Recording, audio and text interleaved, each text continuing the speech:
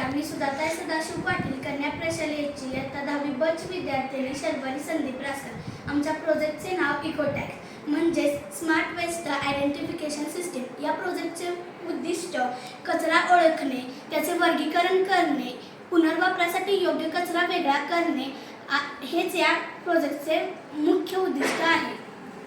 आमच्या प्रोजेक्टमध्ये प्रत्येक वस्तूवर एक इकोटॅग लावलेला आहे। तो इकोटॅग स्कॅन केल्यावर कसे चित्र साकारेल हे आम्ही एका चार्टच्या माध्यमातून दर्शवलेले आहे।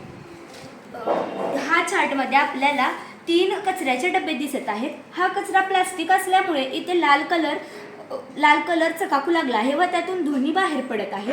हा कचरा स्कॅन केल्यानंतर आपल्याला अशा प्रकारची माहिती दिसते। ती माहिती म्हणजे त्या कचऱ्याचा प्रकार कोणता असेल व त्या कचऱ्याला डिकम्पोज व्हायला किती वेळ लागतो व त्यामुळे आपल्या पर्यावरणाला काय हानी पोचते अशा प्रकारे। पण आजच्या काळामध्ये काही बेजबाबदार माणसे आहेत जे की कचरा विना स्कॅन करता कोठेही टाकतात, त्यामुळे पर्यावरण संरक्षणामध्ये अडथळे निर्माण होतात। आम्ही आमच्या प्रयोगामार्फत कचऱ्याचे व्यवस्थापन कसे केले जाईल हे दाखवले आहे। कचऱ्यावर एक सेन्सर बसवला जाईल। जर तो कचरा स्कॅन न करता कोठेही टाकला तर तो सेन्सर वाजला जाईल व लोकांना कळेल की आपण हे चुकीचे वर्तन केलेले आहे।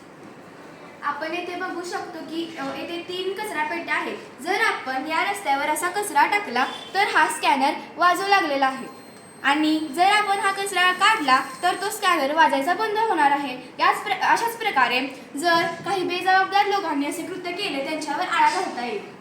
नो हेल्मेट फाईन तसे आपण नो स्कॅन फाईन करू शकतो। व या प्रोजेक्टमुळे आपल्याला रोजगाराच्या संध्याही उपलब्ध करून देतात। जसं की प्रत्येक चौकामध्ये ट्रॅफिक हवालदार असतात, त्याचप्रमाणे आपण स्मार्ट वेस्ट आयडेंटिफिकेशन सिस्टीम अधिकारी नेमून त्यांना या कामगिरीसाठी प्रोत्साहन करू शकतो। धन्यवाद।